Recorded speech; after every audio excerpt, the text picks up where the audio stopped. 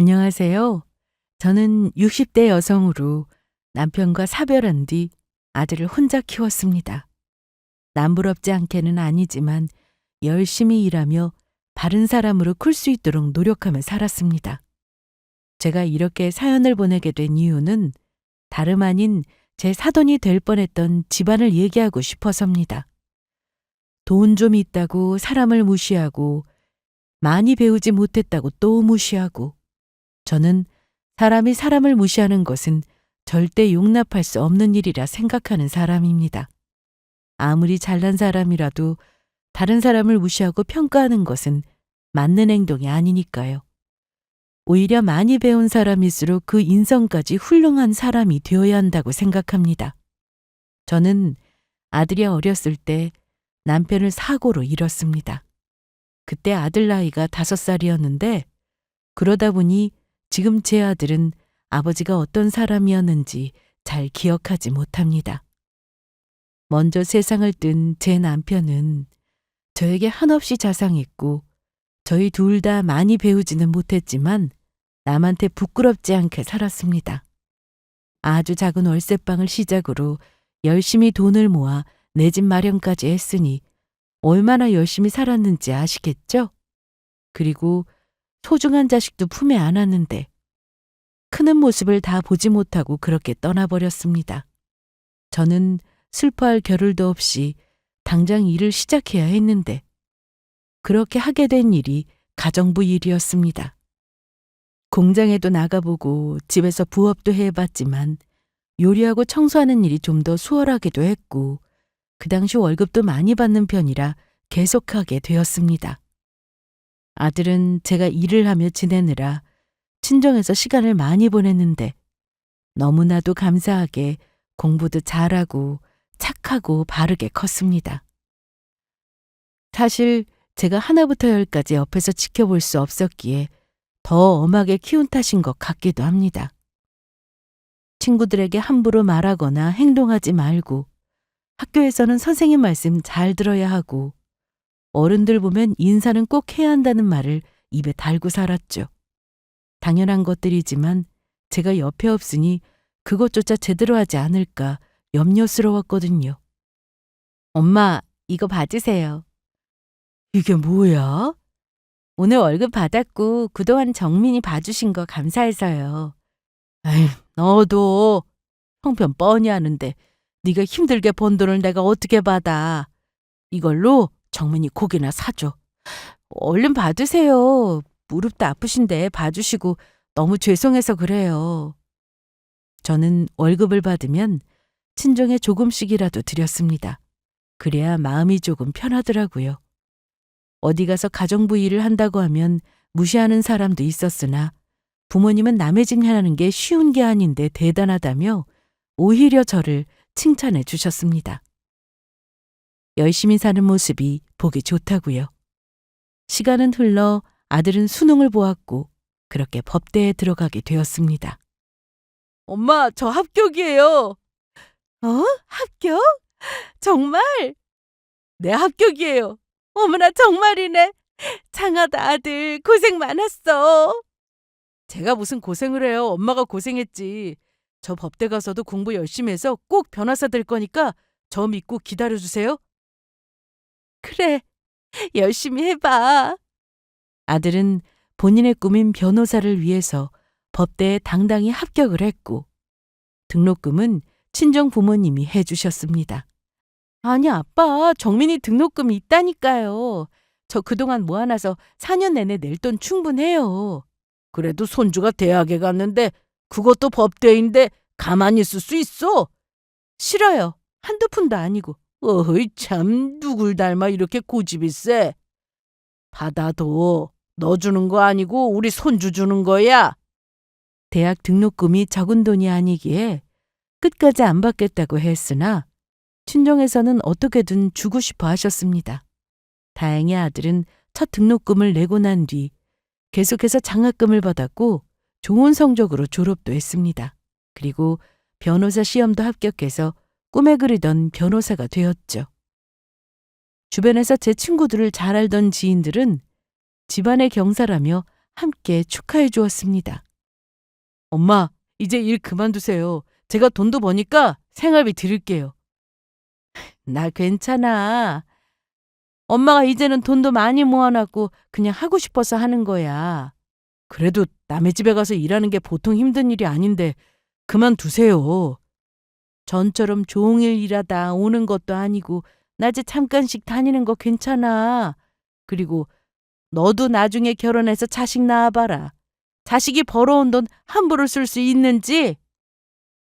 아들은 변호사로 일하면서 저에게 일을 그만두라는 말을 참 많이 했습니다. 처음에는 저도 많이 양보해서 낮에만 짧게 일하는 것으로 바꾸었고 그 이후에는 일주일에 3번 정도 나가는 것으로 바꿨습니다. 아들, 오늘 늦어? 네, 엄마, 오늘 일도 좀 남았고 친구들하고 약속도 있어서 늦을 거예요. 저 기다리지 마시고 먼저 저녁 드세요. 그래, 알았어. 너무 무리하지 말고. 네! 아들은 변호사가 된 이후로 바쁘게 지냈습니다. 처음에는 선배와 함께 변호사 사무실을 차리겠다고 했는데 그게 잘 안 됐는지 법률사무소로 들어가서 일하며 지냈습니다. 사건을 맡으면 늦게 퇴근하는 것은 물론이고 야근하는 날도 많았습니다. 그래서 안쓰러운 마음에 보약도 지어주고 바쁜데 방해가 될 것 같아서 전화도 잘 걸지 못했습니다. 하지만 아들은 저에게 문자 정도는 남겼습니다. 그러니 저도 안심하고 생활할 수 있었죠. 저도 어릴 때는 몰랐는데 자식을 키워보니 다 큰 성인이라도 제 눈에는 여전히 아이처럼 보이더라고요. 그래서 밖에 나가 있으면 혹시나 무슨 일이 생기지는 않을까 걱정되고 운전 중에 사고는 나지 않아야 하는데 하면서 별별 걱정을 하며 살았습니다. 겉으로 내색하지는 않아도 제 마음이 항상 이렇다는 걸 아들이 잘 알고 있어서 전화는 자주 하지 않더라도 문자로 몇 시에 퇴근하는지 무슨 일이 있는지 정도는 보내는 아들이었어요. 저는 예전에는 돈이 필요해 일을 했다면 지금은 당장 돈을 벌지 않아도 산만했기에 쉬엄쉬엄 가정부 일을 다녔습니다. 그러다 보니 친구들은 하나같이 아들 변호사인데 아직도 남의 집 일을 다니냐며 뭐라고 하기도 했어요. 얘 미수가, 너 가정부 일 아직도 한다며? 안 힘들어? 지금은 뭐 힘들 게 있나? 아침에 가서 밥하고 청소고 좀 하고 오는 건데. 그래도 이제 아들이 변호사 됐구만. 언제까지 그 일 하려고? 할 줄 아는 게 이것뿐이라 그런지 어렵지도 않고 내 몸이 허락하는 한 더 하고 싶어. 너도 참. 혹시나 나중에 네 아들이 그 직업 창피하면 어쩌려고 그래? 정민이가? 설마. 엄마가 얼마나 열심히 살아왔는지 잘 아는데? 그건 너 생각이지. 네 아들이 그냥 평범한 직장인도 아니고 변호사면 사회적 지위도 있는 건데 나중에 결혼을 여자 데려올 때 당당히 말할 수 있겠어? 저는 오랜만에 친구들 모임에 나갔다가 생각지도 못한 말을 들었습니다. 물론 가정부에 대해서 안 좋게 바라보는 분들도 많다는 건 알고 있었습니다. 하지만 제가 도둑질을 하는 것도 아니고 열심히 살았는데 설마 아들이 그걸 부끄럽게 생각하진 않겠지 싶었어요. 그래도 친구들 얘기가 자꾸만 신경이 쓰여 아들 인생에 문제가 된다면 언제든 그만둘 생각은 하고 있었습니다. 저보다는 아들 인생이 더 소중했으니까요. 엄마, 저 왔어요. 오늘은 일찍 왔네. 저녁은? 아직 안 먹었어요. 밥 있죠? 그럼 금방 차려줄게. 네, 엄마. 엄마, 그리고 저 다음 주부터 회사 옮겨요. 그래? 어디로? 선배 소개로 제2그룹 소속 변호사로 일하게 됐어요. 정말? 그럼 지금 다니는 회사는 정리한 거야? 네, 그래서 오늘 일찍 온 거예요. 항상 퇴근이 늦던 아들이 어느 날 일찍 집에 오더니 기업 소속 변호사로 일하게 됐다고 했습니다. 유명한 회사라 저도 알고는 있었는데 그 회사에 들어갔다고 하니 저도 덩달아 기분이 좋더라고요. 엄마, 저 연봉도 훨씬 높아졌으니까 이제 일 그만두세요. 엄마 이제 일주일에 몇 번 안 나가. 그래도 엄마가 그동안 고생 많이 하셨는데 제가 생활비도 드리고 용돈도 드릴게요. 나 아직 그 정도는 아니야. 가끔 용돈이야 주면 받겠지만 생활비는 무슨. 아무튼 이제 돈 걱정하지 말고 사시라니까요. 남의 집 일 다니는 것도 하지 마시고요. 그래 알았다. 네가 그렇게 말하니까 아들 말 들을게. 그렇게 저는 가정부 일을 그만두게 되었습니다. 하지만 전에 일하던 곳에서 가끔씩 와달라고 연락이 오면 한 번씩 가곤 했습니다. 매일 나가는 것도 아니고 집안 행사가 있어서 손이 부족할 때만 가서 일하는 거라 아들도 이 정도는 크게 뭐라고 하지 않았습니다. 기업에서 변호사 일을 하게 된 아들은 전보다 더 바빠졌고 얼굴 보는 날이 많지 않았습니다. 그래서 저도 문화센터에 다니며 이것저것 수업도 듣고 친구들도 만나며 시간을 보냈죠. 그런데 어느 날 아들이 일찍 퇴근한다며 집에서 저녁을 먹을 거라는 전화를 받고 밥을 하고 있었는데 친구한테 전화가 왔습니다. 미수가 나야. 그래. 무슨 일이야? 바빠? 아니야. 지금 저녁하고 있었어. 왜? 네 아들 말이야. 별 얘기 없어? 아니? 무슨 얘기? 왜? 우리 정민이한테 무슨 일 있대? 아니 그게 아니라 내가 저번에 길에서 정민이를 봤는데 음식점에서 어떤 여자랑 들어가더라고. 딱 봐도 여자 옷차림이 평범해 보이지는 않았어. 좀 사는 집 딸 같더라고. 그래서 전화한 거야. 정민이가 아무 말도 안 해? 그냥 회사 사람 아닐까? 글쎄 아니라니까. 내가 그 정도 보는 눈도 없을까. 되게 다정했어. 그래? 우리 아들 왔나 보다. 내가 기회 봐서 물어볼게. 그만 끊자. 그래 알았다. 연락 줘. 그러고 보니 아들 나이가 벌써 30이 넘어서 만나는 사람이 있는 게 당연했습니다. 하지만 저는 물어보지 않았어요. 때가 되면 알아서 말해주겠지 싶었거든요. 일찍 퇴근한 아들은 제 예상대로 별 얘기 없이 저녁만 먹었고 저는 궁금하긴 했으나 아무 말 하지 않았습니다. 그런데 한 보름 정도 지났을까요? 제가 궁금해하던 그 얘기를 아들이 먼저 꺼냈습니다. 엄마, 저 드릴 말씀이 있는데. 뭔데? 저 만나고 있는 여자가 있는데 결혼까지 생각하고 있어요. 정말? 어떤 사람인지 궁금한데. 그런데 아들의 얘기를 들어보니 집안 차이가 너무 심하게 나는 것 같았습니다. 그래서 걱정부터 앞섰죠. 정민아, 너도 알겠지만 우리 집이 좀 엄마. 저 그 집 사위 되면은 지금보다 돈 많이 벌 거예요. 정민아, 돈은 지금 버는 것도 충분해. 얼마나 더 큰 돈을 벌려고 그래? 저 어릴 때 외갓집에서 지낼 때 많았는데 저도 다 알고 있어요. 우리 집 가난했던 거. 지금이야 살만해졌지만 우리도 이제 어깨 펴고 살아야죠. 엄마 아들 변호사인데 그럴 자격 충분하지 않아요? 저는 아들이 좋다고 하는 여자는 반대할 생각이 없었습니다. 하지만 문제는 아들이었죠. 언젠가부터 아들은 돈을 쫓는 사람이 되어가고 있는 듯 했습니다. 그래서 만나고 있다는 여자보다 그 집안의 재력을 더 보는 것 같다는 생각이 들었고요. 너 혹시 그 아가씨한테 엄마가 무슨 일 했는지 얘기했어? 네, 다 얘기했어요. 그런데 승현이는 상관없대요. 지금이 더 중요한 게 아니냐면서 오히려 훌륭한 어머니를 뒀다고 하던데요. 그러니까 제가 결혼까지 하고 싶다는 생각이 든 거예요. 하지만 정민아, 결혼이라는 게 집안 차이가 너무 심함. 걱정 말라니까요. 그 집에서 우리 집 형편 모르는 것도 아닌데 제가 다 말씀드렸는데도 신경 안 쓰는 눈치였다니까요. 벌써 그 집에 인사까지 간 거야? 네. 몇 번 저녁 식사에 초대받아서 인사드렸어요. 부모님 좋으신 분들이니까 엄마도 너무 걱정 말고 그렇게 알고 계세요. 저는 내심 걱정이 되었습니다. 제가 오랜 세월 가정부 일을 다니며 느꼈던 점은 돈 좀 있다고 사람들 무시하는 집이 꼭 있었기에 괜히 불안한 생각이 들었죠. 물론 부잣집이라고 해서 돈 없는 집 무시하고 차별하는 집 많은 건 아닙니다. 그렇지 않은 집이 훨씬 많죠.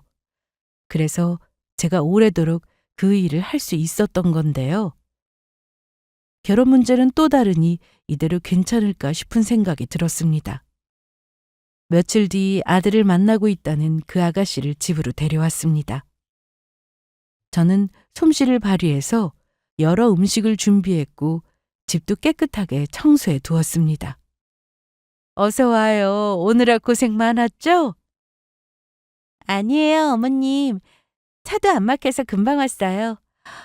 집이 참 깨끗하네요. 근데 엄마, 음식을 뭐 이렇게 많이 하셨어요, 힘들게. 어머, 이걸 다 직접 하셨어요? 저는 출장 뷔페 부른 줄 알았어요. 엄마가 음식 좀 하시거든. 아, 맞다. 어머님이 전에 가정부로 일하셨다고 들었는데 그래서 음식 솜씨도 좋으신가 봐요. 저희 집 아줌마는 청소는 잘하시는데 음식 솜씨가 너무 없으셔서 밥 먹기 싫을 때가 있거든요. 얼른 먹자. 엄마, 얼른 드세요. 그래, 얼른 먹어. 아들이 데려온 아가씨는 딱 봐도 부잣집 자식인 게 티가 났습니다. 옷이며 가방, 신발까지 다 명품이었죠. 그리고 제가 어떤 일을 했는지 다 알고 있음에도 아무렇지 않아 하는 모습이 조금은 다행이다 싶었습니다. 싫어하지도 않고 창피하는 모습도 보이지 않았거든요. 아들의 말대로 정말 다 이해해 주는구나 싶었어요. 이날 저희는 저녁을 아주 맛있게 먹었습니다.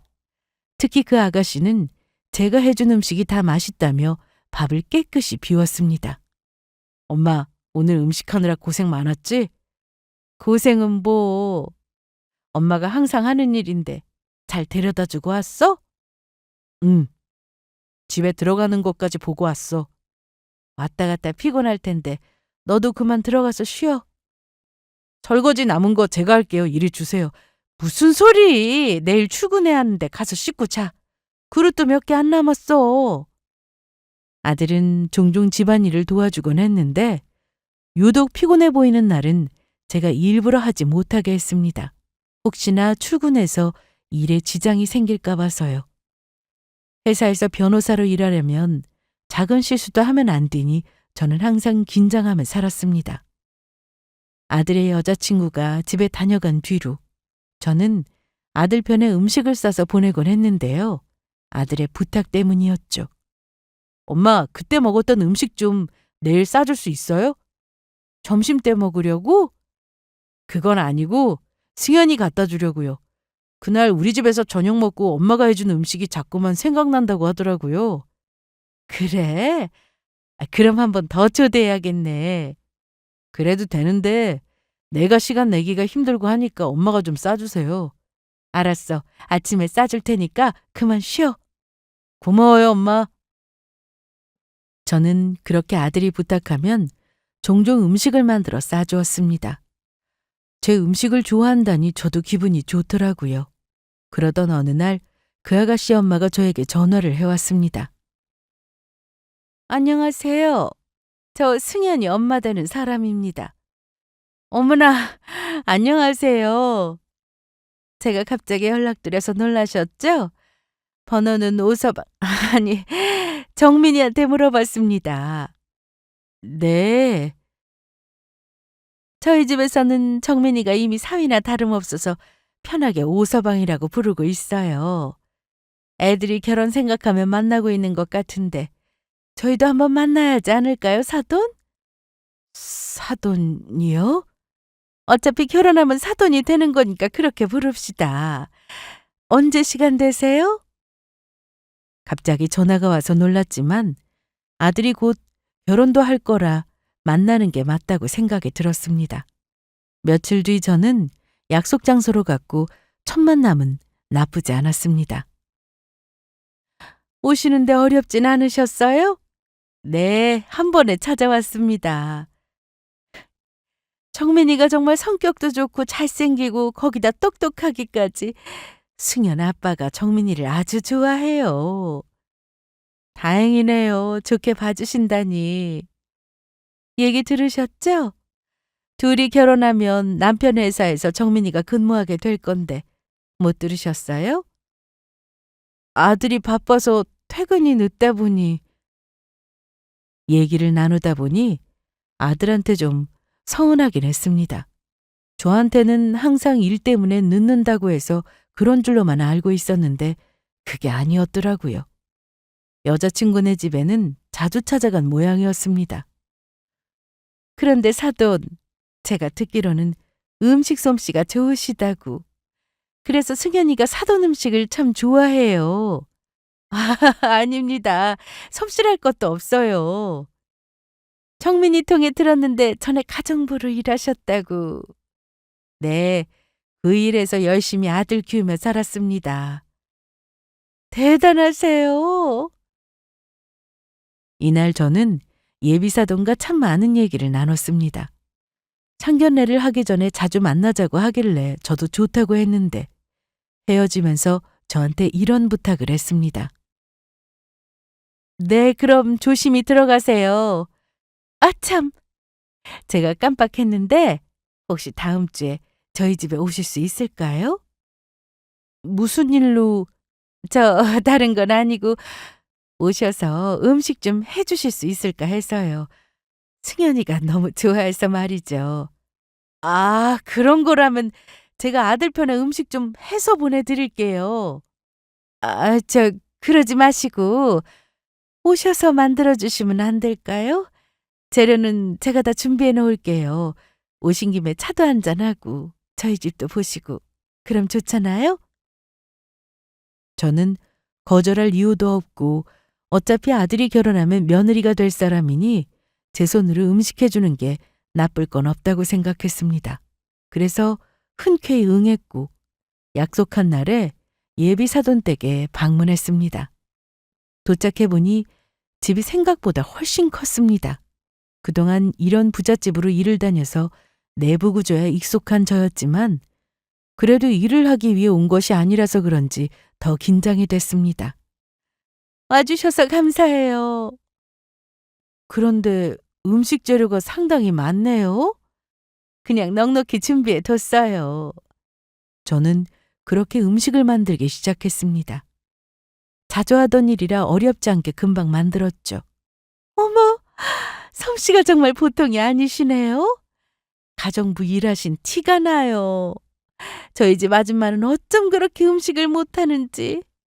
제가 진작에 사돈을 알았더라면 우리 집에서 일하셨을 수도 있었을 텐데. 그런데 페이는 얼마나 받고 일하셨어요? 네? 어머, 제가 질문이 좀 무례했네요. 저는 그냥 궁금해서. 저희 아줌마는 음식도 못하면서 돈을 많이 받아가거든요. 저는 순간 기분이 좀 나쁘긴 했으나 그냥 넘어갔습니다.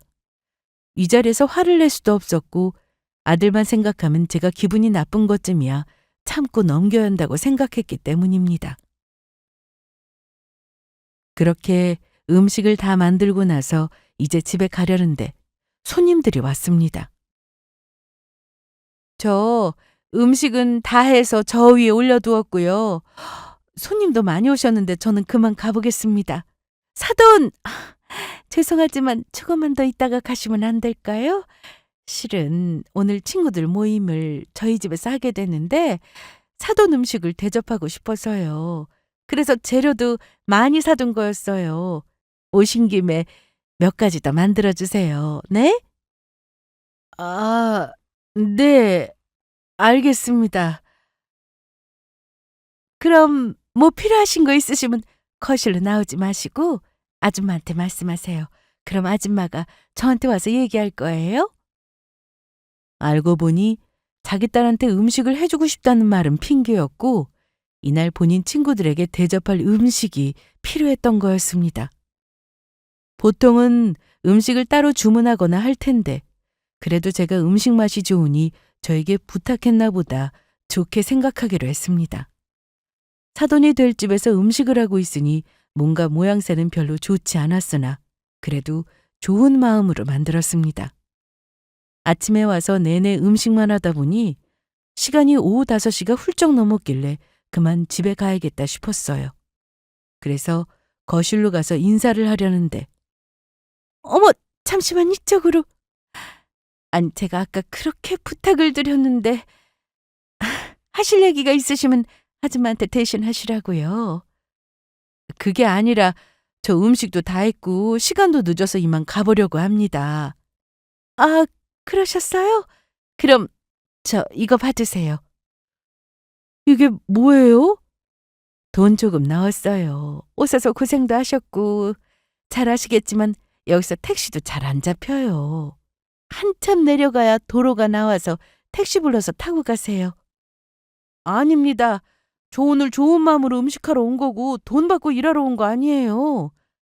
아니, 무슨 말씀을 그렇게 하세요. 이건 제 성의예요. 괜찮습니다. 음, 네, 그러세요 그럼. 나가는 문은 어딘지 아시죠? 네, 그럼 가보겠습니다. 저는 상당히 불쾌했습니다. 말로는 계속 사돈이라 부르면서 정작 저를 대하는 태도는 그저 집안일을 해주는 가정부 그 이상도 이하도 아니었죠. 더 기분이 나빴던 것은 제가 신발을 신고 현관문을 나서려는데 저 안쪽에서 이런 말이 들리더라고요. 어머, 음식 너무 맛있다. 어느 뷔페를 불렀어? 나도 나중에 여기서 하게. 뷔페는 무슨. 우리 아줌마가 한 거야. 음식 많으니까 갈 때 싸가지고 가든가. 거실로 나오지도 못하게 하고 친구들한테 제가 한 요리를 가정부가 한 거라고 하는 걸 보면 제가 창피했던 것 같습니다. 사실 집안 차이가 많이 나긴 했어요. 아들의 여자친구 집은 사업을 하는 집이라 집도 좋았고 돈도 많은 집이었죠.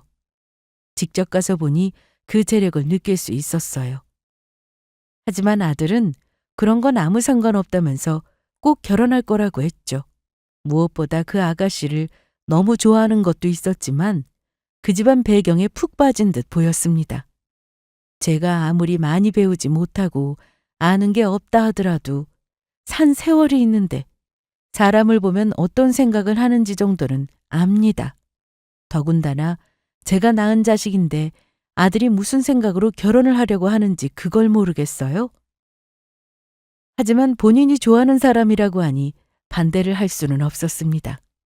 그 집에서 제 아들을 많이 좋아하고 아끼는 건 맞았으니까요. 그러니 저만 참는다면 아들은 행복하게 잘 살 거라고 생각했던 것 같습니다. 그날 이후로 저는 종종 예비 사돈 집으로 가서 음식을 했고 밖에서 따로 만나 식사를 하는 날도 많았습니다. 자식들 결혼 준비 때문에 만나자고 자주 연락이 왔죠. 네? 데리고 사신다고요? 네. 제가 딸 하나만 낳아서 결혼시키면 집이 너무 텅 비잖아요? 적적해서 어떻게 살아요. 그래서 한 2년 정도는 같이 살다가 상황 봐서 분가시키려고 합니다. 애들 살 집은 걱정 마세요. 저희 쪽에서 집도 해줄 거고 정민이 탈 차도 뽑아줄 겁니다. 그건 너무 과한데 집 얻는데 저도 보탤 수 있습니다. 어느 정도 집을 생각하시는 거예요? 둘이 살 집이니 30평대 아파트면 괜찮지 않을까요?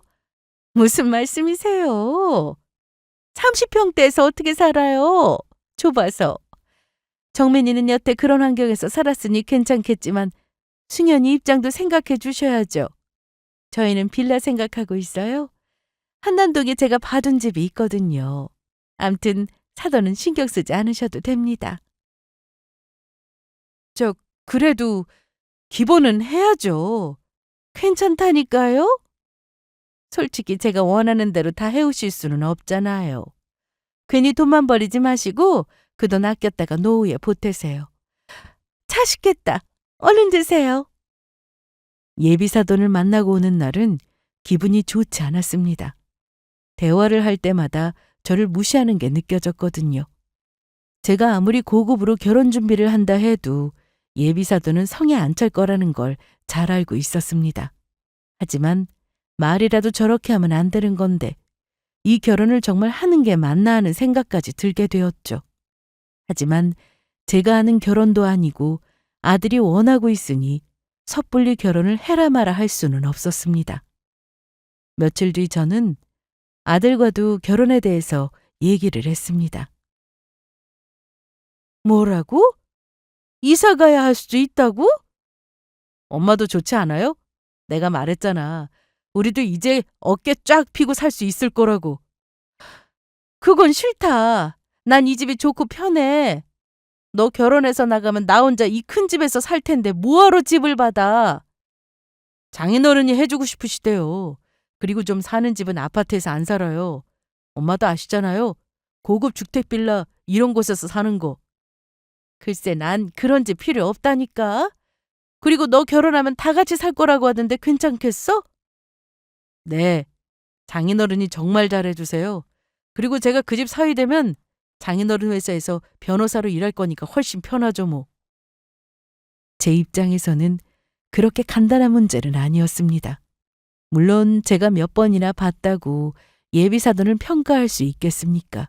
하지만 아들이 사돈댁으로 들어가 살면 다시 나와서 살 수 있을지 정확하지 않았고 또 회사까지 사돈네 회사에서 일한다고 하니 이게 또 마냥 좋을 일은 아니라 생각이 들었습니다.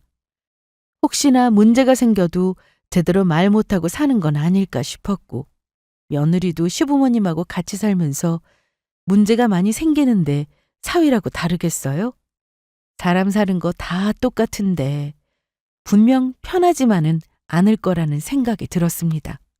하지만 아들이 너무나도 완강했고 이 결혼은 꼭 하고 싶다고 했기에 제가 뭐라고 할 수도 없었습니다. 아직 상견례를 하기 전이었으나 저는 시간이 나는 대로 결혼 준비를 조금씩 하고 있었는데요. 일도 없고 시간도 좀 있는 날은 백화점에 가서 옷 구경을 했습니다.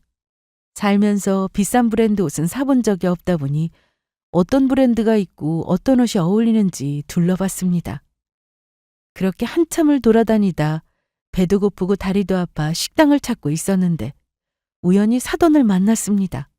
저는 혼자였고 사돈은 일행이 있었는데 친구로 보였어요. 서로 대화하며 걸어가고 있길래 지나가면서 인사를 했습니다. 어머, 안녕하세요. 그런데 사돈은 저를 모른 척하며 그냥 지나갔습니다. 백화점 아니기도 했고 사람들도 많고 시끄러워 제 목소리가 잘 들리지 않았을 수도 있겠다 싶었어요. 하지만 아무리 생각해도 가까이에서 바로 인사했는데 고개 정도는 돌려볼 수 있었습니다. 그런데도 사돈은 끝까지 저를 모른 척 했죠. 그래서 저는 음식점으로 계속 걸어가던 중이었는데 뒤에서 누군가 저를 부르더라고요. 고개를 돌려보니 글쎄 사돈 옆에 서 있던 사람이 저를 불렀습니다. 어머, 정민 엄마 맞네. 어떻게 여기서 만나지? 사모님 안녕하셨어요? 나야 잘 지냈지. 여기 뭐 사러 왔어요? 네, 옷 좀 보려고. 그랬구나. 참, 이쪽은 내가 전에 말했던 그 정민 엄마. 기억나지? 음식 솜씨가 엄청 좋았는데 그만둬서 내가 아쉽다고 했었잖아. 어? 그랬나? 잘 기억이. 그런데 우리 빨리 가야 돼. 어머, 내 정신 좀 봐. 그럼 정민 엄마 나중에 또 봐요? 네, 조심히 가세요. 알고 보니 사돈 옆에 서 있던 사람은 제가 전에 일하던 집의 사모였습니다. 돈 많은 집안 며느리였는데 성품도 좋아서 가정부를 하대하거나 하지 않아 일하기 정말 편했었죠. 그때 사정상 일을 그만둬야 해서 그게 참 아쉬웠는데 우연히 만나게 되니 너무 반가웠습니다. 그런데 이날 좀 충격이었어요. 반가운 건 반가운 거고 정작 사돈은 저에게 아는 척을 하지 않았죠. 전부터 느꼈지만 저를 누군가에게 소개하는 걸 꺼려하는 게 보였습니다. 그런 기분으로 저는 입맛도 사라졌고 쇼핑할 기운도 안 나서 그대로 집에 왔어요. 지금도 이런데 아들이 결혼하고 나면 더 하겠다 싶은 생각이 들어 마음이 좋지 않았습니다. 그런데 그날 저녁 사돈이 문자를 보내왔습니다. 아까는 죄송했습니다. 그런데 제 입장도 좀 생각해 주세요. 사돈 될 사람이라고 선뜻 말하기가 그랬어요. 거기다 아까 제 옆에 있던 사람은 오랜 친구인데 친구네 집에서도 가정부로 일하셨나 봐요? 그러니 제가 더 인사하기가 좀 그렇더라고요. 이해하시죠? 입장 바꿔서 사돈 될 사람이 남의 집 일하던 사람이라고 누가 얘기할 수 있겠어요? 이러면서 죄송하다고 하는데 제가 여기다 대고 어떻게 화를 내겠어요? 그런 성격도 되지 못했고 혹시나 제가 한 소리 했다가 괜히 아들한테 미운 털이라도 박힐까 걱정되어 아무 말 하지 않았습니다. 속은 상했지만 아들이 저리 좋아하는데 제가 평생 아들 끼고 살 것도 아니고 아들 인생만 생각하면 참고 또 참았습니다. 그렇게 시간은 흘러 드디어 상견례를 하는 날이 되었고 저는 좋은 마음으로 자리에 나갔습니다. 나중에 말이 나올까 싶어 백화점에서 큰맘 먹고 산 옷을 차려입고 갔는데 이날 저는 생전 처음 비참함을 느끼고 돌아왔습니다.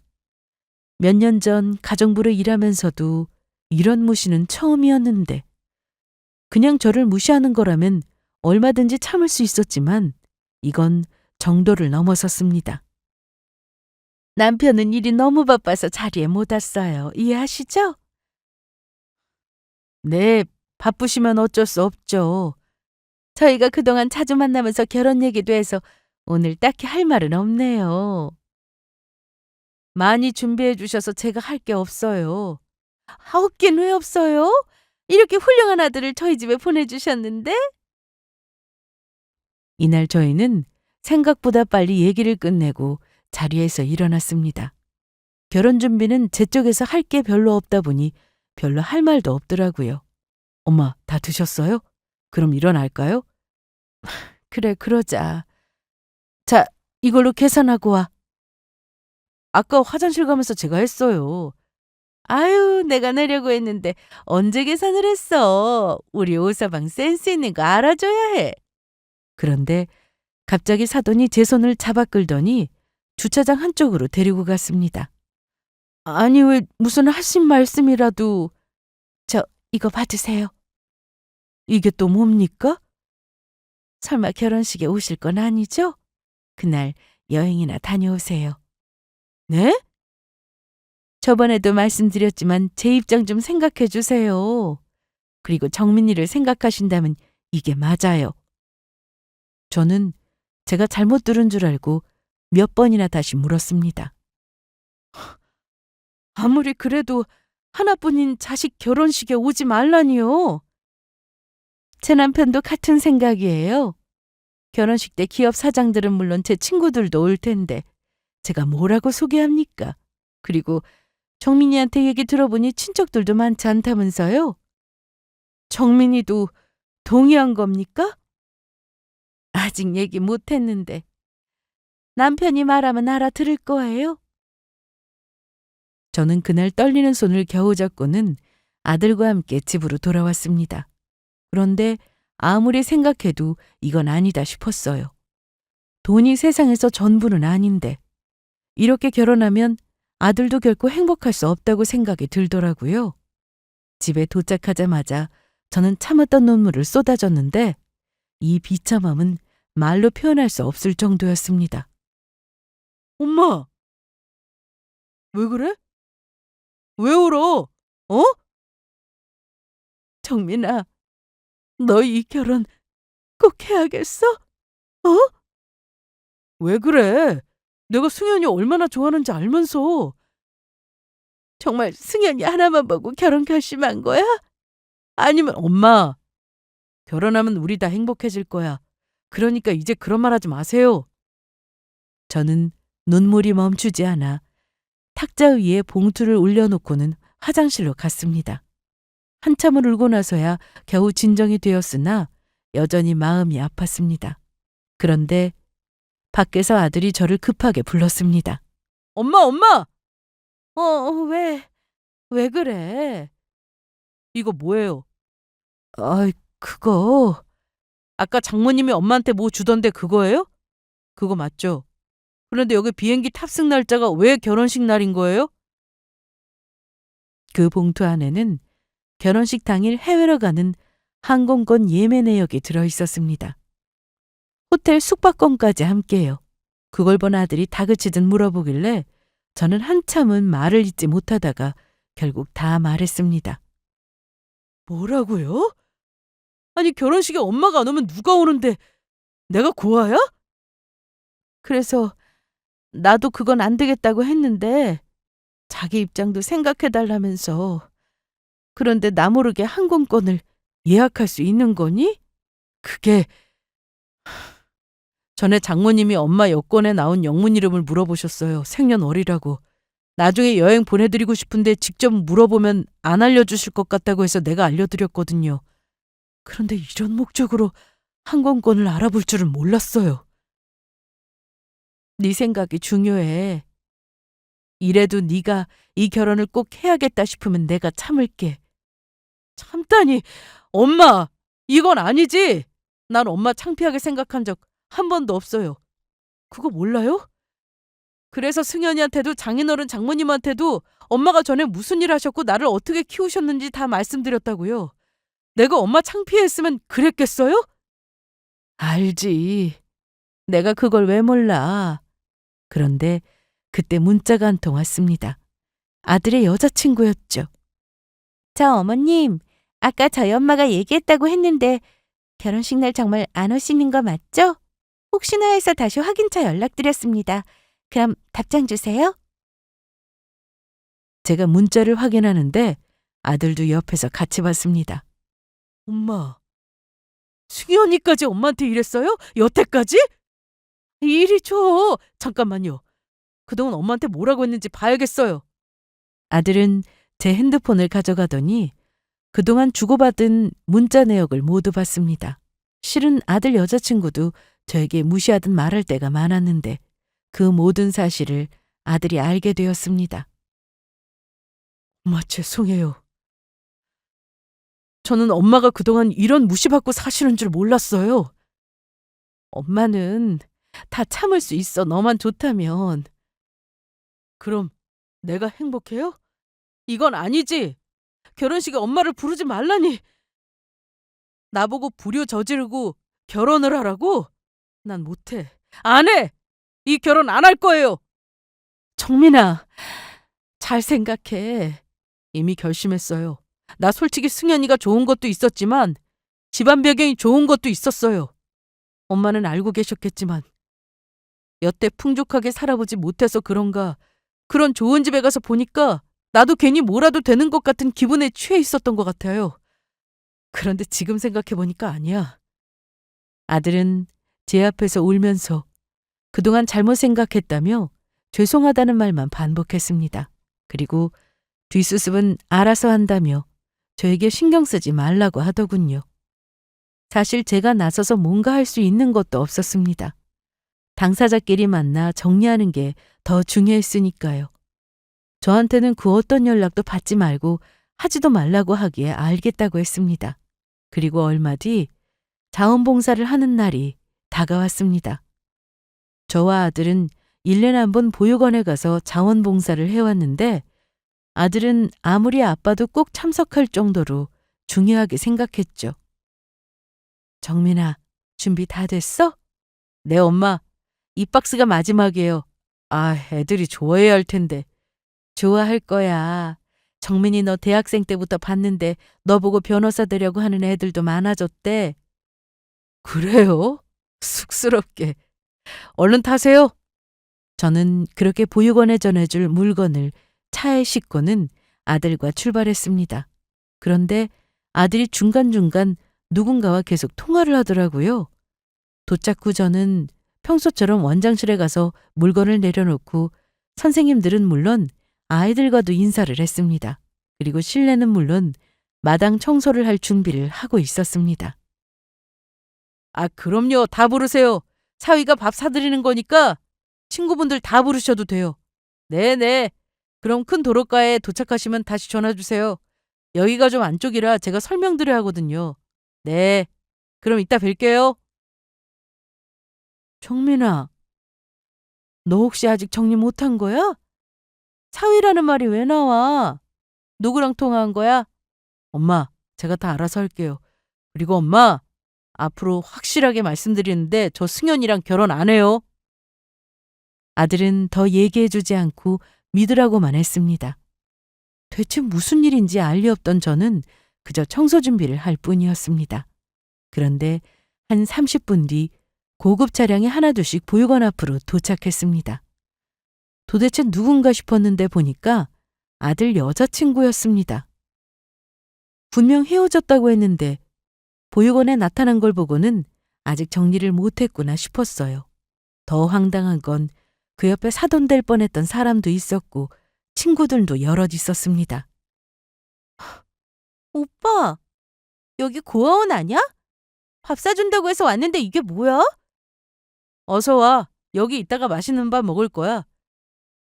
아니, 좀 황당하네. 자네 무슨 일을 이렇게 해? 내 친구들도 부르라고 해서 다 같이 왔는데. 안녕하세요. 저는 오정민이라고 합니다. 승현이 남자친구고요. 오늘 여기까지 오시라고 한 건 좋은 일은 같이 하면 좋을 것 같아서요.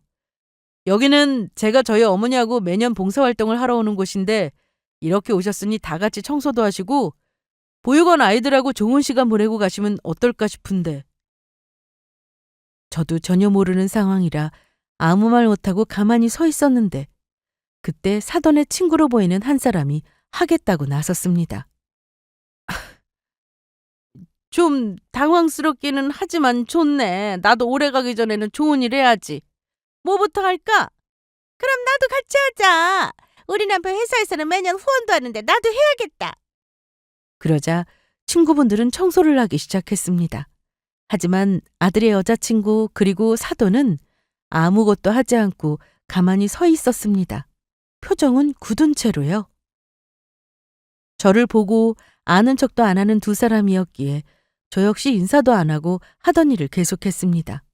아들도 두 사람에게 더 이상 권하지 않았고 마당에 세워둔 채 일을 했습니다. 이보게 오서방, 잠깐 나 좀 보게. 여기서 말씀하세요.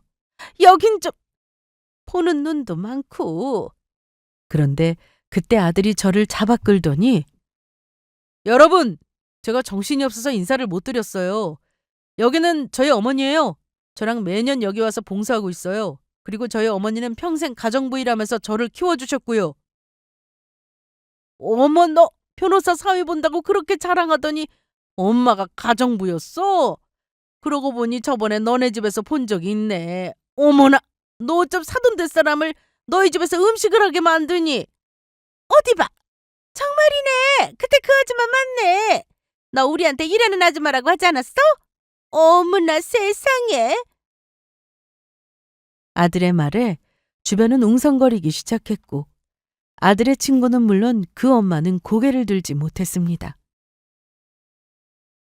그런데 장모님 되실 분이 저희 엄마가 창피한지 결혼식에도 오지 말라고 합니다. 그래서 제가 여기서 파혼하려고 합니다. 어머나, 너 제정신이야? 남의 집 일하면서 아들을 변호사로 키워낸 훌륭한 분인데 그렇게 무시했단 말이야? 넌 친구도 아니야. 아유, 쪽팔려. 변호사 사위 본다고 그렇게 자랑질하더니 꼴 좋다. 너 아무리 그래도 사람 그렇게 무시하면 못 써. 저도 예상하지 못한 상황이라 어떻게 수습을 해야 하나 싶었는데 두 사람은 쪽팔렸는지 아무 말도 못하고 바로 차를 타고 가버렸습니다.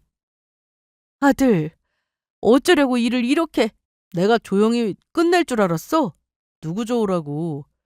승현이나 그 엄마나 남의 눈에 의식하며 사는 사람들인데 저렇게 지인들 앞에서 망신을 당해봐야 정신 차리지. 소문도 금방 날 거고. 그래도 이렇게까지 할 필요는. 그동안 엄마가 무시당한 거에 비하면 아무것도 아니야. 아, 이렇게 하니까 조금은 속이 후련하다. 엄마, 내가 그동안 엄마한테 불효한 거 평생 잘하면서 할게요. 불효라니. 이렇게 바르게 커준 것만으로도 너무 감사한데. 이런 일이 벌어지는 동안 다행히 보육원 아이들은 식당에서 밥을 먹고 있던 중이라 보지 못했고 저와 아들은 보육원 선생님들과 청소하고 정리도 하고 돌아왔습니다. 아들이 저 때문에 원하지 않는 이별을 한 것 같아 마음이 좋지 않았는데 그게 아니었습니다. 아들도 뒤늦게 그게 진짜 사랑이 아님을 깨달았는지 생각보다 빨리 훌훌 털어버리더라고요. 제가 알게 된 건 전화 한 통 때문이었어요. 저 여보세요. 사돈. 이제 사돈 아닌데 그렇게 부르지 마시죠. 그래도 용건만 말씀하세요. 정민이가 제 전화를 안 받습니다. 승현이가 전화해도 마찬가지고요. 저희가 사과를 하면 다시 결혼할 생각이 있는지 물어보려고 왔는데 정민이는 이미 마음 정리한 것 같은데요. 저도 이런 전화 다시는 받고 싶지 않습니다. 그렇게 전화를 끊은 저는 그 집안과 더는 엮이고 싶지 않아 차단했습니다. 솔직히 대단하지도 않은 우리 집에 미련이 남을까 싶어 더는 연락이 오지 않겠지 싶었는데 전화를 안 받으니 집으로 찾아오기까지 했습니다. 저 사돈, 그렇게 부르지 마시라고요. 승현 아빠가 정민이를 회사 법무팀에 앉히려고 자리도 마련해 뒀고 아들처럼 생각하고 있었는데 마음 좀 돌려주시면 안 되겠어요? 애도 아니고 그건 본인이 알아서 하는 거겠죠. 그리고 이런 식으로 억지로 결혼시키면 애들이 행복하겠어요? 그럼 어쩝니까? 남편이 저렇게 난린데. 그럼 대신 전화하셔서 제가 그런 게 전부 다는 아니라고 말씀 좀 해주시면. 참나. 제가 왜요? 그러고 싶은 마음 없습니다. 승현이는 밥도 거부하고 있어요. 이제 저랑 상관없습니다. 다시는 오지 마세요. 또 오시면 그땐 제가 찾아가서 그동안 받은 수모 전부 얘기하겠습니다. 그러자 그 여자는 도망치듯 갔습니다. 사실 그때 받은 무시는 지금도 마음 한켠에 남아 있습니다. 그래도 아들이 돈만 쫓던 모습이 사라지고 잘 살고 있으니 다행이다 싶었습니다. 저는 그날 이후로 가끔 가정부 일을 다녔는데 사돈이 될 뻔한 집의 얘기를 들었어요. 벌써 소문이 쫙 난 거죠. 정민 엄마 아들도 변호사랬지? 조심해. 그런 집에 아들 보냈다가 평생 노예처럼 일해야 할 수도 있어. 괜히 집 주고 차 주고 그래겠냐고. 그 얘기를 듣는데 피식 웃음이 나더군요. 그렇게 그 집안과 정리가 된 이후 아들은 몇 년 동안 일만 하며 살았는데 올해 초 아들이 좋은 짝을 만나 결혼을 했습니다. 부잣집은 아니지만 부모님 성품이 좋고 며느리 될 아이도 착하고 성실합니다. 무엇보다 제가 그동안 힘들게 아들을 키워온 것을 대단하게 생각하시는 분들이라 이렇게 좋은 집안을 만나려고 그런 일이 있었나 보다 생각하고 있습니다. 제 사연 들으시고는 바보처럼 참기만 했다고 뭐라고 하실 분들도 계시겠지만 저한테는 아들 인생이 너무나 중요했기에 그랬습니다. 하지만 지금은 제 인생도 소중해서 전에는 하지 못했던 것들을 하나씩 하며 즐기면서 인생을 살고 있습니다. 그럼 제 이야기는 여기서 이만 마치겠습니다. 참 긴 이야기였는데 잘 들어주셔서 감사합니다.